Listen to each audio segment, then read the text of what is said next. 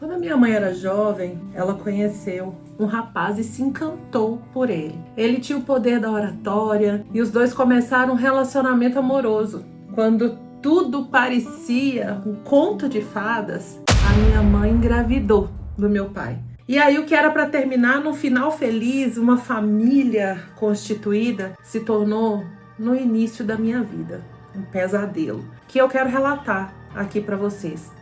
Começa agora a história de Ana. Prestem bem atenção, porque me chocou e eu tenho certeza que vai chocar você também.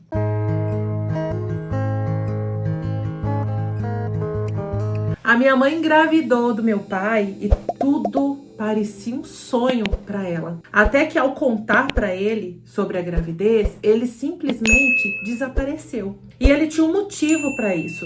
Não é que ele não gostasse da minha mãe, é porque ele não podia assumir uma família porque ele já tinha uma família constituída. Meu pai era casado. Ele simplesmente abandonou a minha mãe grávida de mim. Um tempo se passou e a minha mãe conheceu outra pessoa. Esse senhor se tornou o meu padrasto, a referência de pai que eu tinha até aquele momento. Mas a minha mãe nunca deixou que eu chamasse de pai, porque ele não era o meu pai. A minha mãe teve uma filha com esse senhor, a minha irmã. E então o pior aconteceu. Ele partiu. O homem que eu tinha como referência de pai se foi. A nossa situação não era muito fácil e ficou pior ainda. Mas eu sempre tive o sonho de conhecer o meu pai. Mas eu nunca disse para minha mãe, porque eu não queria ferir os sentimentos dela, sabe? Eu imaginava como seria a nossa família juntos. Eu imaginava como seria maravilhoso poder chamar alguém de pai. Eu olhava as minhas amigas e eu sentia inveja delas, porque elas tinham uma família convencional. Elas tinham um pai que zelava por elas. Mas eu não contava para minha mãe e eu escrevia no meu diário que o maior sonho da minha vida era conhecer meu pai. Já imaginou ter uma vida ao lado dele? Um dia, a minha mãe leu o meu diário e o coração dela ficou partido e ela decidiu então procurar por notícias, procurar informação para que talvez ela pudesse realizar esse desejo do meu coração. Afinal de contas, também não era justo tirar, a minha chance de conhecer meu pai. Ele era meu pai.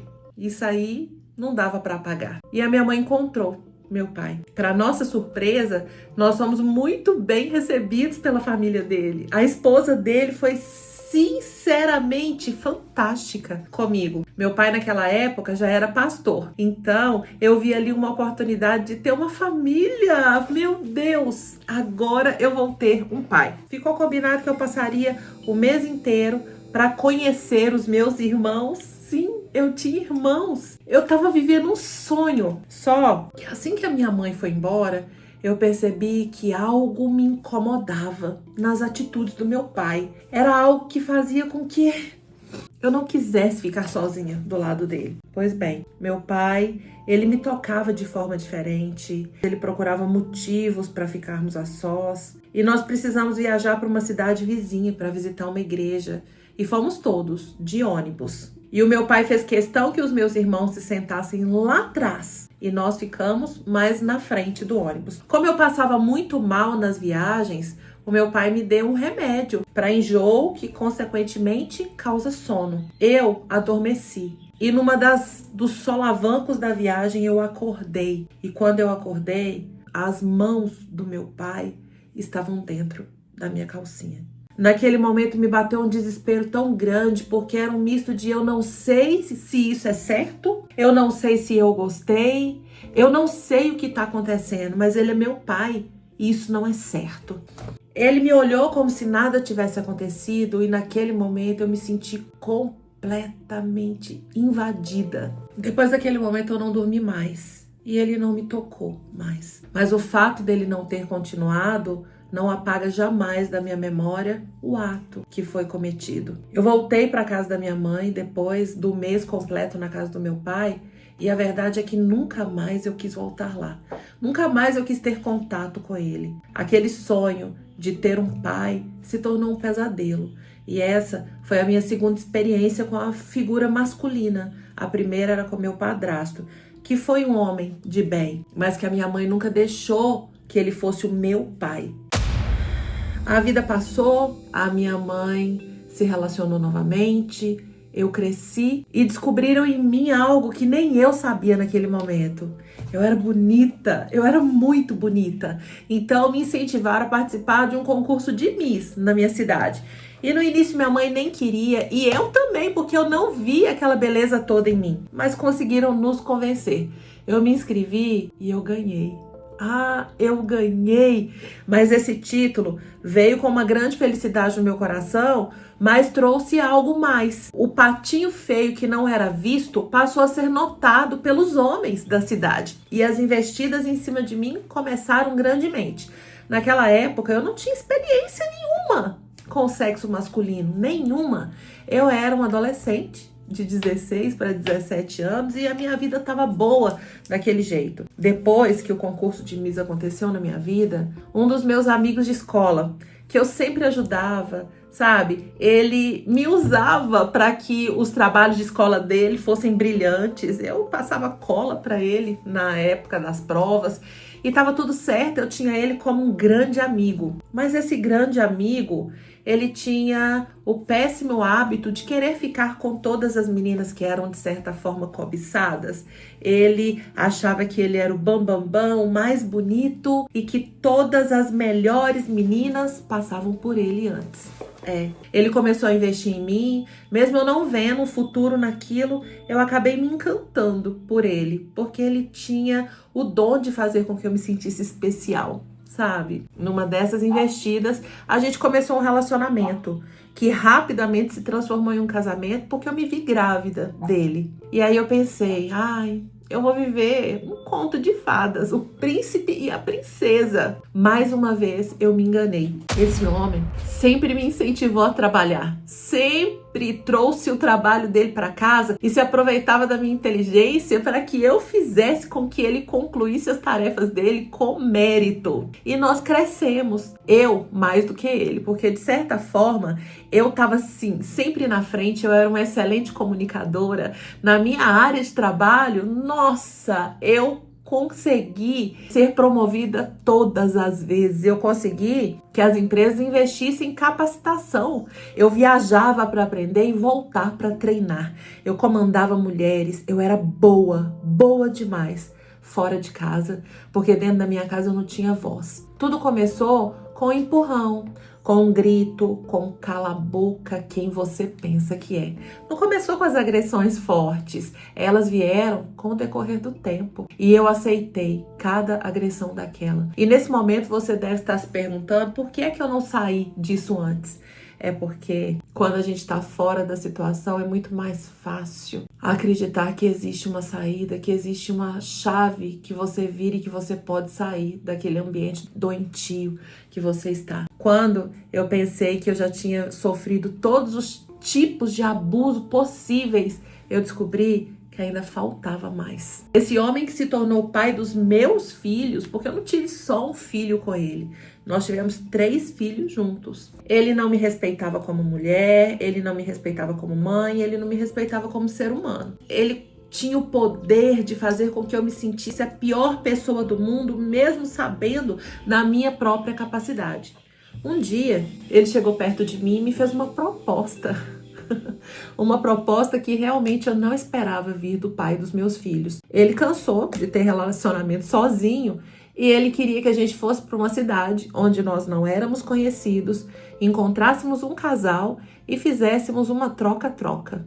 Todo mundo junto, porque ele queria ver e queria que eu também visse. Naquele momento, eu disse, chega. Você não é o homem que eu conheço e eu não quero isso pra mim, mas eu não cogitei a possibilidade de abandonar ele. Eu tentei fazer com que a nossa vida mudasse naquele momento e eu tive a brilhante ideia de ir para os Estados Unidos. Nós conseguimos o visto, a gente não precisava de ir para os Estados Unidos naquele momento para buscar estabilidade financeira, porque a nossa vida era boa no Brasil. Mas eu precisava de um recomeço. Eu precisava estar longe daquilo tudo para recuperar o meu casamento. Só que o que eu pensei que seria a solução dos meus problemas se tornou a intensificação dos pesadelos, porque chegando lá, ele não queria se submeter a fazer os empregos que para ele eram Vergonha! Eu não vou de jeito nenhum trabalhar na construção. Limpeza, eu sou mais do que isso. Olha pra mim, eu não vou me submeter a esse tipo de trabalho. Enquanto eu trabalhava de noite para trazer o sustento para casa, ele ficava lá dentro de casa só esperando que eu trouxesse o pão. E ao invés de agradecer por esse pão, ele me espancava. E ele me julgava. Ele começou a ficar paranoico e começou a pensar que eu tivesse um caso com o meu patrão, com o dono das casas que eu limpava. Teve um dia que ele me bateu tanto. E nesse dia foi dentro de uma das casas que eu limpava. Ele me bateu tanto que eu caí no chão e não consegui me levantar. Ele teve que me levar para casa e ele tinha que esconder o que ele tinha feito, porque os nossos filhos iam ver aquilo. E ele teve uma ideia brilhante. Ele me trancou dentro do quarto durante uma semana até que eu tivesse condições de aparecer em público novamente. E para os nossos filhos, ele inventou que eu tinha contraído uma doença transmissível e que ninguém podia ter contato comigo até que eu me curasse. A coisa só piorava. Num determinado momento, eu não sabia mais o que fazer da minha vida. Só eu trabalhava e ele decidiu que ele queria voltar para o Brasil, que nós iríamos voltar para o Brasil. E eu falei que aquele ainda não era o momento e ele ficou indo e vindo, vivendo às minhas custas. Em uma dessas voltas, nós tivemos uma discussão em casa e foi a primeira vez que ele me agrediu. E os meus filhos viram. Só que dessa vez, porque eu disse não para ele, em uma determinada situação em que eu nem me lembro bem o contexto, ele me empurrou na parede do banheiro do nosso quarto e ele veio para cima de mim. As crianças ouviram o barulho e subiram. A minha filha se jogou em cima dele para me defender. Ali, o pior poderia ter acontecido. Naquele dia, se os meus filhos não tivessem intervido, ele ia acabar comigo. Eu não estaria mais aqui para contar essa história. Nós saímos correndo pra rua, eu tinha um parente que morava na mesma rua que eu, esse parente me acolheu. Ele foi lá, gritando, fazendo escândalo, dizendo que ele queria a família dele de volta. E nesse momento, meu parente virou pra ele e falou, olha, ela nunca chamou a polícia pra você, mas eu chamo. Se você não sair da minha porta agora, eu vou chamar a polícia pra você. Ele ficou com medo e eu fiquei um tempo longe de casa. E nesse tempo, ele não parou. Ele me mandava mensagens todos os dias dizendo que eu seria responsável pelo fim dele. Que quando eu voltasse, eu só encontraria um corpo no chão. E a responsável seria eu. Dessa vez, eu fui forte. E eu não quis mais esse homem do meu lado. Ele voltou para o Brasil, prometendo que não acabava ali. Ele disse que eu me sentia muito corajosa porque eu estava nos Estados Unidos. Mas que essa coragem ia acabar quando eu pisasse de volta no Brasil. Porque no Brasil, ele tinha parentes extremamente influentes. Ele tinha parentes juízes, ele tinha parentes delegados. E aqui, ele ia fazer comigo o que ele quisesse e nada aconteceria. Eu estava lá, eu segui a minha vida e durante 5 anos eu só trabalhei e cuidei dos meus filhos. Até que um dia minha filha falou, mãe, você merece mais que isso. Vamos arrumar um companheiro para você. Eu não queria. Mas ela insistiu e meu coração começou a ficar mole novamente porque eu decidi que eu merecia ser feliz. Entrei no site de relacionamento e conheci um americano. Esse americano foi um presente de Deus na minha vida porque ele trouxe para minha vida paz, que era o que eu precisava para viver. Ele me mostrou que existe respeito em um relacionamento. Ele se tornou meu marido. Esse americano me legalizou os meus filhos nos Estados Unidos. E eu confesso para vocês que por muitas vezes eu me senti vivendo realmente um conto de fadas.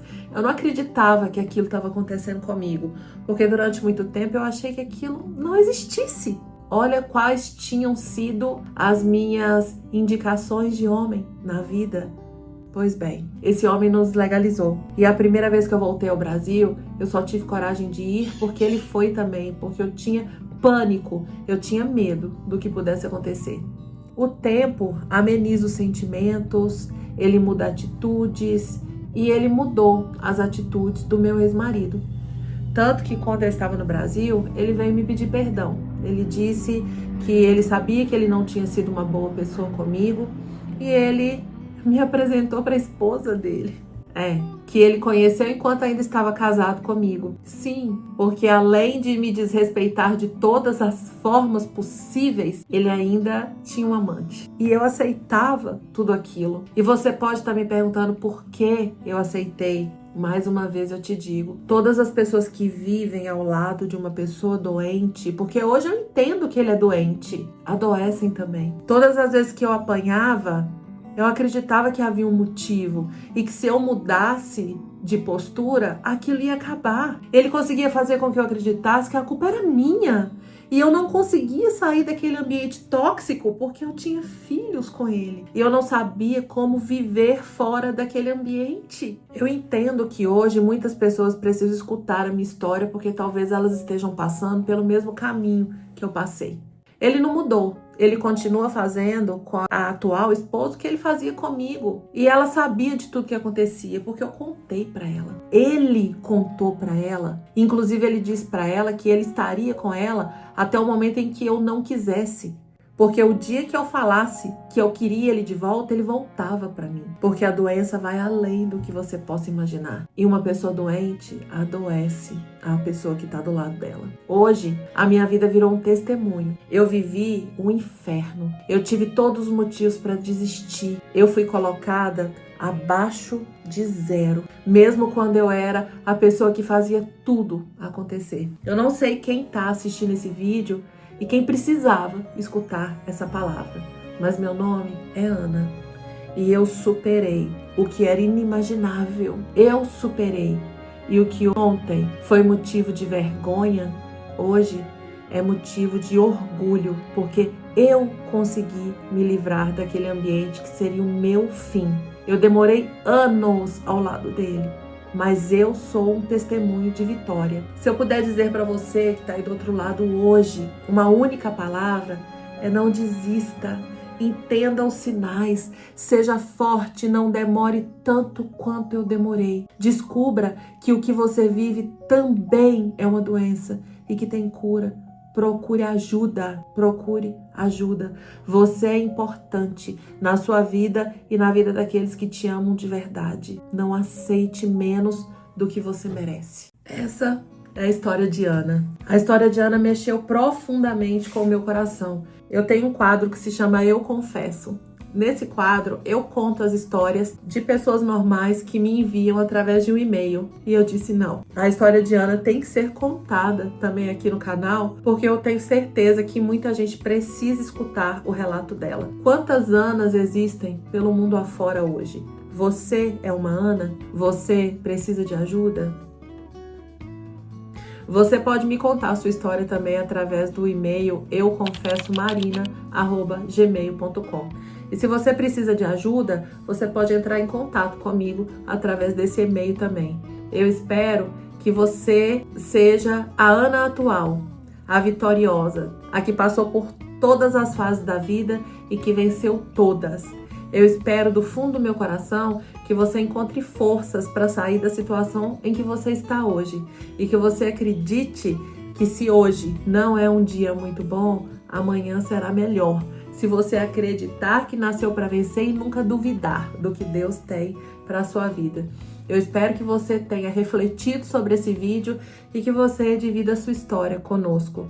Porque eu digo que a ferida, para curar, primeiro ela cria casca e antes disso ela dói. E quando você lembra e coloca para fora tudo o que aconteceu, é o primeiro sinal de que você está em rumo à sua cura. Um beijo no seu coração. Eu espero que todos os seus problemas se resolvam, que você encontre a paz que você merece na vida e que você volte amanhã, porque amanhã eu vou estar aqui novamente, se assim o Senhor permitir.